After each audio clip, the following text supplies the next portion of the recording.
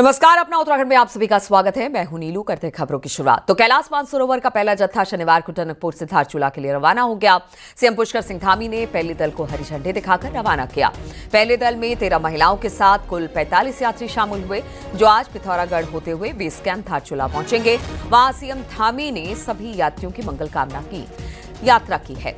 CM Dhami ने कहा कि KMVN ने यात्रा को लेकर सभी तैयारी पूरी की है। आपको बता दें कि इस बार यात्रा में सिर्फ 5 दलों को ही मौका मिला है।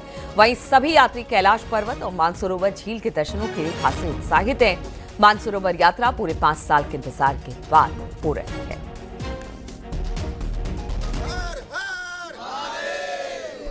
कैलाशपति महादेव की जय। बोल जयकारा वीर बजरंगी।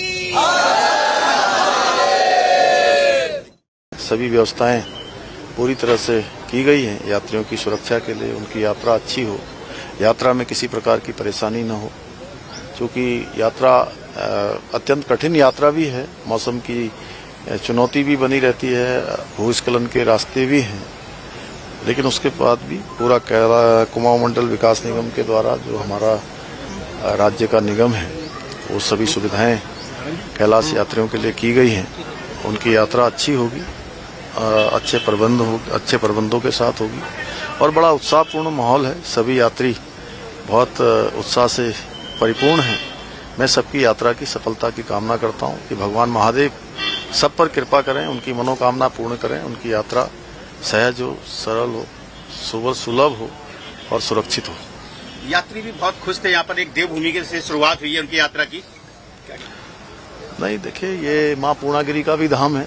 यहाँ माँ पूर्णागिरी के धाम पर मुख्य पड़ाव बनाया गया है और हर बार यात्रा का संचालन अब यहाँ से हुआ करेगा और उसके बाद पूरे मानसखंड की यात्रा भी वो लोग करेंगे। जाते समय जहाँ एक मार्ग है, आते समय उनको दूसरा मार्ग चौकौड़ी, अपना जागेश्वर धाम और कैंची धाम होते हुए वो यात्रा के दूसरे पड़ाव को पूरा करेंगे।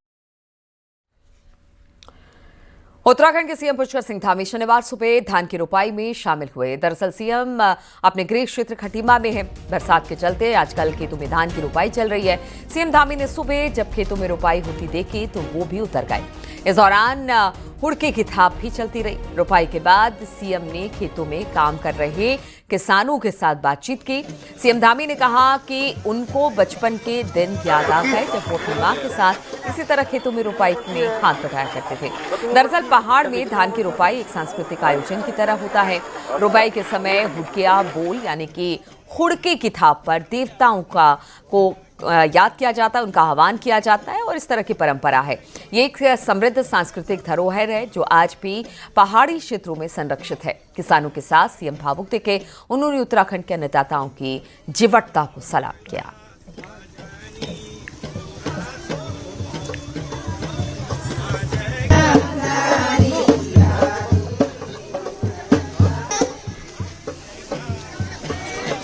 तो ये 3 तस्वीरें आप देख रहे हैं। आज सुबह सुबह की ये तस्वीर है जब मुख्यमंत्री अपने गृह जनपद पहुंचे थे खटीमा। वहां पर जब उन्होंने धान की रोपाई देखी तो फिर वो भी खेत में चले गए। वहां पर हल चलाया, धान की रोपाई की और साथ ही साथ जो स्थानीय लोग थे, ग्रामीण थे, उनसे मुलाकात भी की।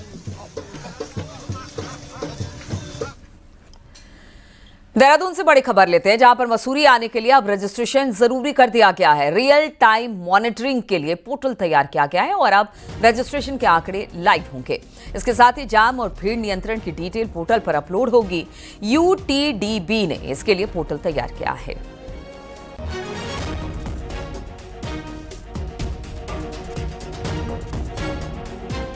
हमारी तरफ से तो मैम ठीक ही है, सारी चीज़ की वो मिल जाएगी, रिकॉर्ड भी होगा और अच्छी चीज़ होगी तब जाके। बाकी अपना अपना वो है सबका, सारी चीज़ चलती रहेगी तब जाके। बाकी जाम तो देखो तो इसी सीजन के टाइम पे ही है। उस टाइम पे क्राउड ज़्यादा हो जाता है तो जाम बढ़ ही जाता है, लेकिन जैसे जैसे करके कर रही है गवर्नमेंट तो जाम कम भी होगा। अब जितनी लोग गाड़ियाँ बढ़ी उतना तो जाम होगा, सारी चीज़ की वो है ही है। अब थोड़ा सा ये है कि यहाँ तो कोई जाम है नहीं, मसूरी तक ही जाम होता है, या तो वापसी में जाम होता है या फिर चढ़ते हुए जाम होता है थोड़ा बहुत, लेकिन इतना ज्यादा नहीं है। मेरे ख्याल से काफी बेहतर होगा अगर हम लोग को पहले से इन्फॉर्मेशन मिल जाए, क्योंकि हम लोग जैसे दिल्ली, गुड़गांव या फिर अभी हम लोग लखनऊ से आ रहे हैं, तो हम लोग को यूजुअली यही प्रॉब्लम रहती है कि वहाँ पे जगह मिलेगी कि नहीं, या फिर ट्रैफिक होगा, या फिर हम लोग फंस सकते हैं, या फिर होटल मिलेगा या नहीं। बट अगर ये इन्फॉर्मेशन अगर हमारे पास prior if you have that kind of information तो बहुत हमारे लिए हेल्पफुल रहेगा और हम लोग चीज़ें प्लान भी कर सकते हैं। खासकर अगर फैमिली के साथ आ रहे हैं तो ये सब दिक्कतें हम लोग लास्ट टाइम फेस कर चुके हैं। और चमोली से खबर लेते हैं, जहां पर थराली में नारायण बगड़ मोटर मार्ग पर एक गाड़ी खाई में जा गिरी। सूचना पर पहुंची पुलिस ने ड्राइवर का रेस्क्यू कर उसे बाहर निकाला और अस्पताल में एडमिट कराया, जहां पर इस वक्त उसका इलाज चल रहा है। बताया जा रहा है कि गाड़ी कर्णप्रयाग से वापस बागेश्वर जा रही थी, तभी नारायण बगड़ के पास ये हादसा हो गया।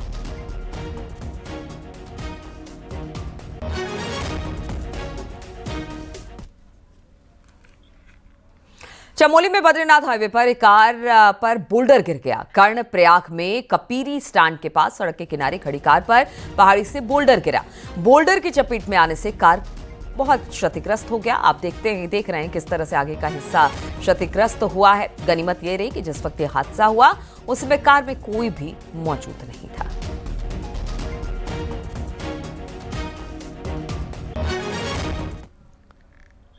चमोली में बारिश मुसीबत कम होने का नाम नहीं ले रही है। चमोली में जिले में बारिश में 22 सड़कें अभी भी बाधित है, जिसकी वजह से लोग खासे परेशान हैं। सबसे ज्यादा सड़क मार्ग गौचर और कर्णप्रयाग डिवीजन में बंद हुआ। सड़क बंद होने से कई गांवों का संपर्क कटा। हालांकि बंद सड़कों को खोलने का काम जारी है।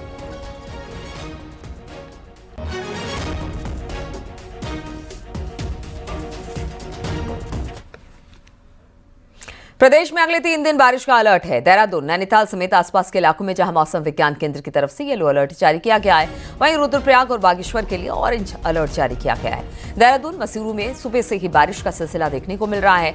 वहीं ऊपरी इलाके में बारिश के चलते लोगों को परेशानी भी हो रही है। वहीं बागेश्वर में तेज बारिश के अलर्ट के बाद आज सभी स्कूल बंद हैं।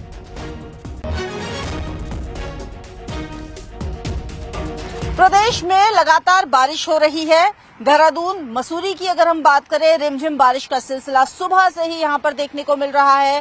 प्रदेश में अगले 3 दिन के लिए मौसम विज्ञान केंद्र की तरफ से अलर्ट दिया गया है और ये कहा गया है कि कई जगह पर, जिसमें रुद्रप्रयाग और बागेश्वर के इलाके, वहां पर भारी से बहुत भारी बारिश हो सकती है।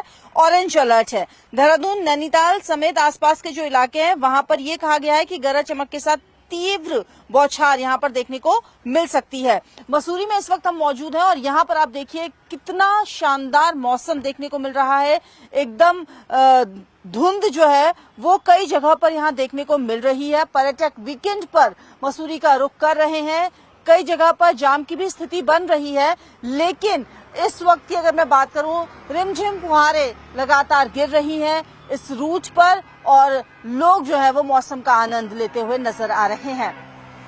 न्यूज 18 के लिए मसूरी से कैमरा पर्सन दीपक उपाध्याय के साथ भारती सकलानी उनियाल। उत्तरकाशी में रविवार को बादल फटने से भारी बारिश और भूस्खलन से क्षतिग्रस्त यमुनोत्री हाईवे 6 दिन बाद अब तक नहीं खुल पाया है। हाईवे को खोलने की कोशिश जारी है। हालांकि सिलाई बैंड के पास तक सभी वॉशआउट रोड को खोल दिया गया है। वहीं ओजरी में हाईवे खोलने के लिए दिन रात काम चल रहा है, यानी कि अभी भी होचरी में इस वक्त रोड बहाल नहीं हो पाया है, आवाजाही शुरू नहीं हो पाई है।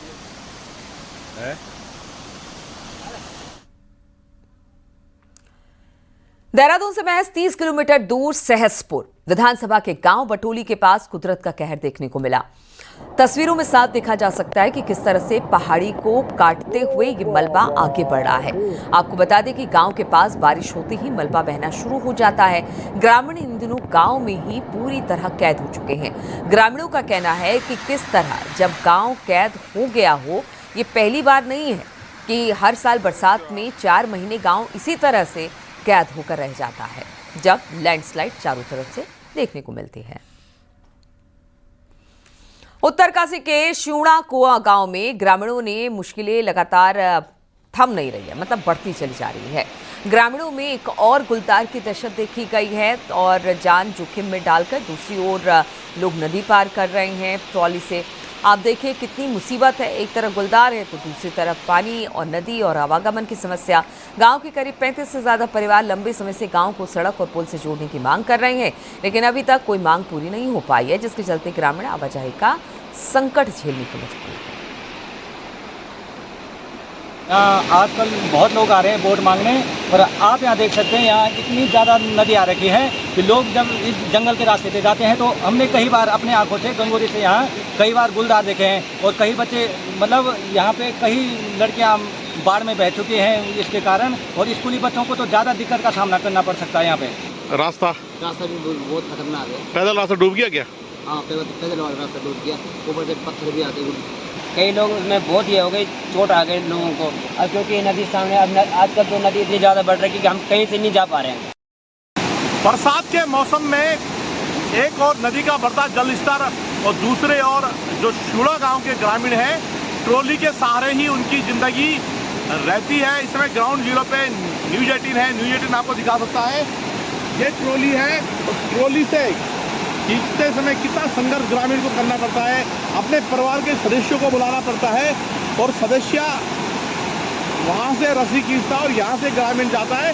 काफ़ी जद्दोजहद के बाद जो ग्रामीण हैं इस ट्रॉली से सफ़र करते हैं, कई बार चोटिल भी हुए हैं। तो नदी का जलस्तर हम आपको दिखाएंगे किस तरह से बरसात में जो नदी का जलस्तर है उफान मारते हुए बह रहा है। तो ग्रामीणों में नाराजगी लगातार बनी हुई है, जिसका नतीजा है कि ग्रामीण अपना आक्रोश समय समय पे जिला मुख्यालय पे दिखाते आते हैं, और इनकी सूद अभी तक नहीं ली गई है। बलबीर परमार, न्यूज 18, शूड़ा गांव, उत्तरकाशी। हरिद्वार के धनपुरा में स्कूल से लौट रही छात्रा की कुछ लोगों ने बेरहमी से पिटाई कर दी, जिससे लड़की घायल हो गई। घटना पास में लगे एक सीसीटीवी कैमरे में कैद हुई, जिसमें करीब आधा दर्जन लोग छात्रा को बुरी तरह से पीट रहे हैं, जिसमें लड़के, लड़कियां, महिलाएं शामिल हैं। परिजनों का आरोप है कि शिकायत के बावजूद भी पुलिस कोई कार्रवाई नहीं कर रही। मारपीट की वजह परिवारों का आपसी विवाद बताया जा रहा है।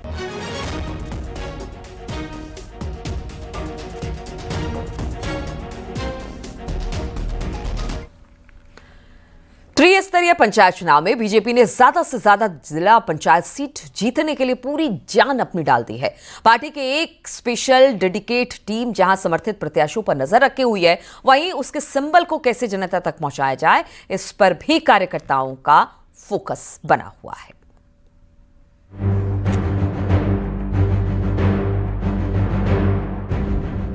पंचायत चुनाव में सत्ताधारी दल बीजेपी की नजर ज्यादा से ज्यादा जिला पंचायत की सीट को कब्जाने पर है। हालांकि पंचायत चुनाव कभी भी पार्टी सिंबल पर नहीं लड़ा जाता, लेकिन इसके बावजूद बीजेपी की नजर अपने समर्थित प्रत्याशियों के सिंबल पर रहेगी। उनको मिलने वाला सिंबल कैसे कम समय में जनता तक पहुंच सके, इसके लिए भी कार्यकर्ताओं को लगाया जाएगा। साथ ही उनके प्रचार में भी पार्टी मदद करेगी। अभी देखिए, आज और कल का दिन नामांकन का दिन है, 6 और 7 में जांच का दिन है, और 14 और 18 में यह सिंबल अलॉटमेंट का विषय है। सिंबल अलॉटमेंट के बाद तस्वीर और अधिक साफ होगी। प्रत्याशी अपने सिंबल को लेकर घर घर संपर्क करने जाएगा। पार्टी की बैठकें अब हमारी शुरू हो गई हैं। पार्टी की बैठकों में पार्टी ने जो विधानसभा पर्यवेक्षक भेजे थे, अब हम ब्लॉकों में भी एक एक पर्यवेक्षकों की नियुक्ति करने जा रहे हैं। जिले के प्रबंधन के लिए भी हम जिले में इस प्रकार की एक टीम बनाने जा रहे हैं, बहुत सीनियर लोगों की। बीजेपी ने खास रणनीति के तहत यहाँ स्पेशल टीम फील्ड में उतारी है, जो सक्रिय और जिम्मेदार प्रत्याशियों पर नजर रखेगी। वहीं 2 सीनियर नेता आपसी रार को भी कम करने का काम करेंगे। इसके साथ ही वोटर्स बूथ तक पहुंचे, इसके लिए भी कार्यकर्ताओं को लगाया गया है।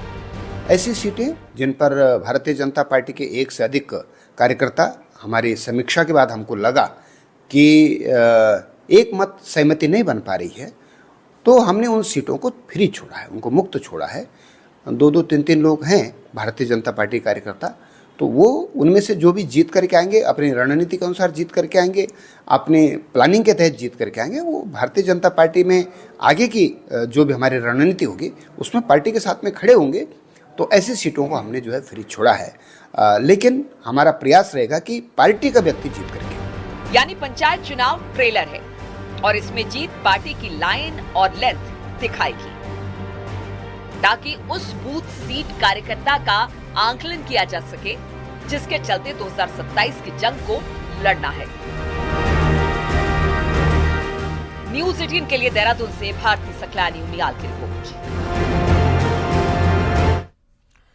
उत्तराखंड में होने वाले पंचायत चुनाव के लिए नामांकन का आज आखिरी दिन। नामांकन करने के लिए भारी तादाद में प्रत्याशी ब्लॉक में पहुंच रहे हैं।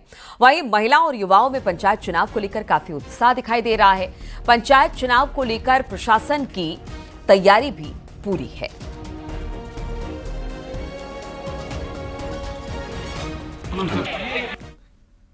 चमोली जनपद में त्रिस्तरीय पंचायत चुनाव की सरगर्मियां तेज हैं और आज नामांकन का आखिरी दिन है। आप देखिए किस तरीके से यहाँ पे जो प्रत्याशी हैं वो यहाँ पे पहुंचे हैं, उनके समर्थक लगातार पहुंच रहे हैं और ऐसी तस्वीर लगभग सभी विकास खंडों में दिखाई दे रही है।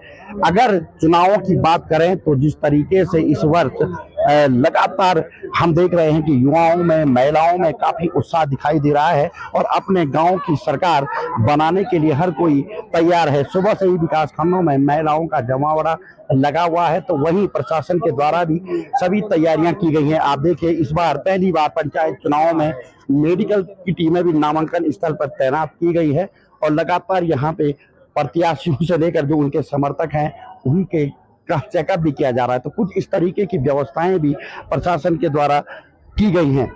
अब नामांकन के बाद नामांकन पत्रों की जांच अगले 2 दिन के बाद शुरू हो जाएगी, लेकिन जिस तरीके से चमोली में पंचायत चुनावों की तैयारियां हैं उससे कहीं ना कहीं एक बार फिर ग्रामीण इलाकों में चुनावी माहौल गर्म हो चुका है। नितिन सेगवाल, न्यूज 18 चमोली।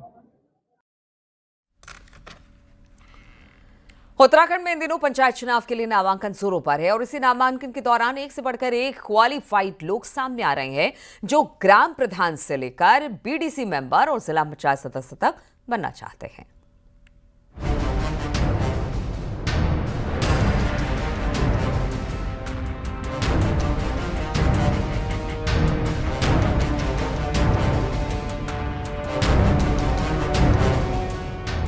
देवभूमि में पंचायत चुनाव के नामांकन की सरगर्मी तेज है।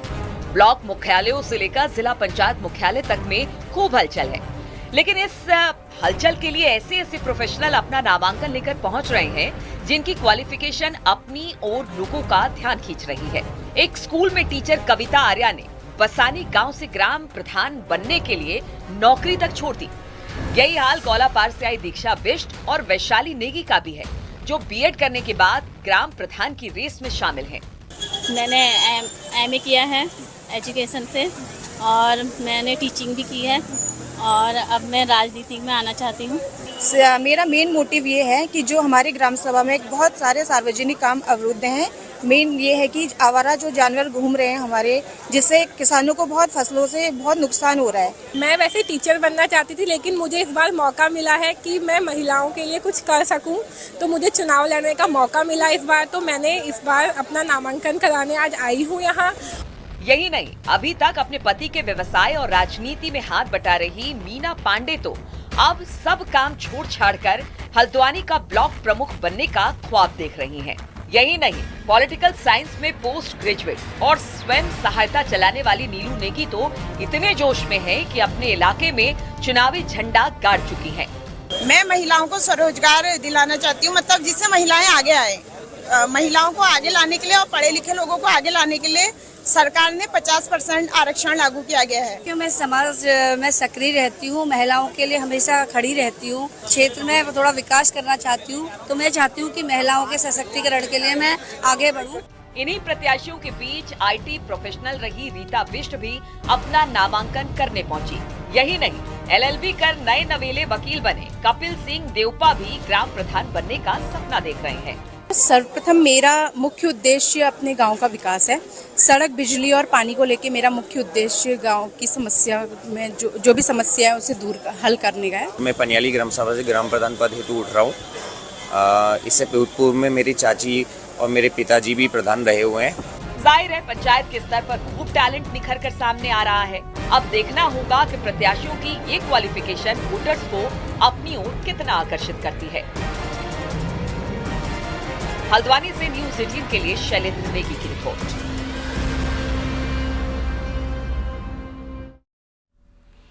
ऋषिकेश के मेयर शंभू पासवान को स्थानीय दुकानदारों के साथ कांग्रेसी कार्यकर्ताओं ने घेर लिया। निर्माणाधीन सड़क को लेकर कार्यकर्ताओं ने शंभू पासवान को घेर लिया और इस दौरान जमकर बहसबाजी भी हुई। इस दौरान सुरक्षाकर्मी बीच बचाव करते नजर आए। काफी देर तक सड़क पर इसी तरह से हंगामा चलता रहा।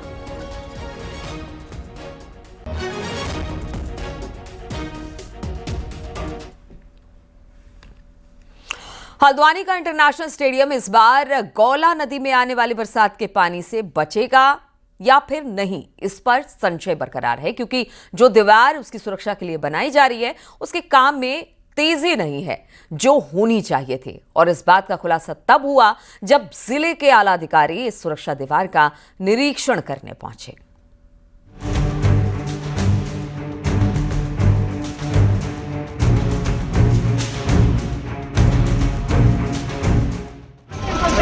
जितना पैसा मिल रहा है आपको, उसके बाद आप मेरे सामने मजबूरी का रोने लग जाओ कि हम बीच का रास्ता क्यों निकाल रहे हो, बीच का रास्ता गुणवत्तापूर्ण काम कराओ ना। डीएम नैनीताल वंदना ने ये तल्ख तेवर सिंचाई विभाग के अधिकारियों को दिखाए, जो हल्द्वानी के इंटरनेशनल स्टेडियम की सुरक्षा दीवार बनाने में हो रही ढिलाई में ठेकेदार का पक्ष लेते दिखे। उसमें भी रूटीन प्रक्रिया के तहत बॉन्ड अवधि बना दी 2027 तक की, तो ये तो फाइंड अप्लाई करने के लिए तो आप लोग हैं। डीएम ने साफ कर दिया कि गौला नदी के कटान से स्टेडियम को कोई नुकसान नहीं होना चाहिए और न ही इस सेफ्टी वॉल को बनाने का बजट बढ़ना चाहिए। कार्य बहुत बड़ा है और इसमें समय स्वाभाविक रूप से लंबा लगेगा, लेकिन फिलहाल इस मॉनसून में कोई डैमेज ना हो और किसी भी प्रकार का वेरिएशन ना हो, भविष्य में कोई धनराशि बढ़ने की संभावना उत्पन्न ना हो किसी डैमेज के कारण, तो उतना सेफ्टी वर्क अभी फिलहाल कंप्लीट करेंगे। दरअसल पिछले साल आई आपदा में गौला नदी ने हल्द्वानी के इंटरनेशनल स्टेडियम का एक हिस्सा बहा दिया था, जिसकी सुरक्षा के लिए सरकार ने शुरुआती चरण में 36 करोड़ का बजट जारी किया। लेकिन इस काम में भी मानकों का उल्लंघन हो रहा है। साथ ही बाढ़ सुरक्षा के काम को पूरा करने के लिए सिंचाई विभाग ने जरूरत से ज्यादा समय भी ले रखा है।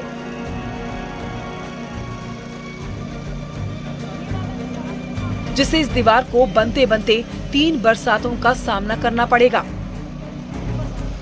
ऐसे में उस दीवार की ये बुनियाद बच भी पाएगी या नहीं, ये बड़ा सवाल है। हल्द्वानी से न्यूज़ 18 के लिए शैलेंद्र नेगी की रिपोर्ट।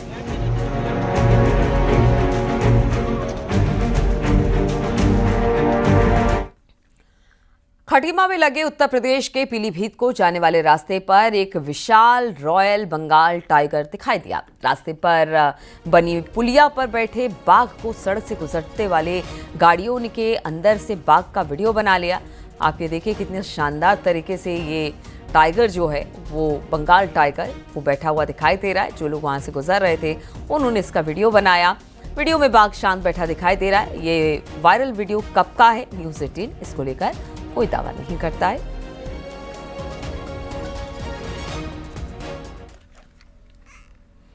और हरिद्वार के BHEL क्षेत्र के आवासीय कॉलोनी में जंगली हाथी घुस गया।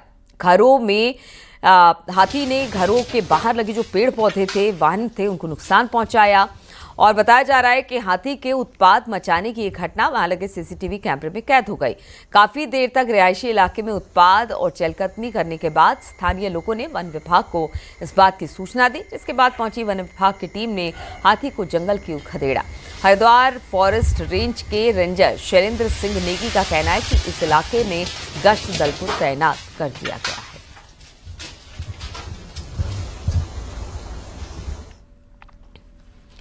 चमोली में पुलिस का चेकिंग अभियान लगातार जारी है। 4 धाम यात्रियों उसके साथ साथ हेमकुंड साहिब जाने वाले यात्रियों की गाड़ी को चेक किया जा रहा है। इस दौरान तीर्थ यात्रियों की गाड़ी से लाठी और डंडे मिल रहे हैं, जबकि हेमकुंड साहिब जाने वाले तीर्थ यात्री तलवार के साथ साथ अन्य हथियार लेकर यात्रा कर रहे हैं। चमोली पुलिस लगातार चेकिंग अभियान के दौरान लाठी और डंडे बरामद कर रही है और सभी पर कानूनी कार्रवाई की बात की जा रही है।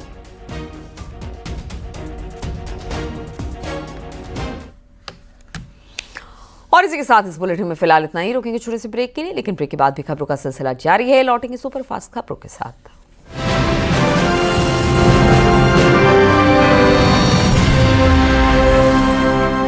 पेट सपा। आप देख रहे हैं न्यूज़ 18 उत्तर प्रदेश उत्तराखंड।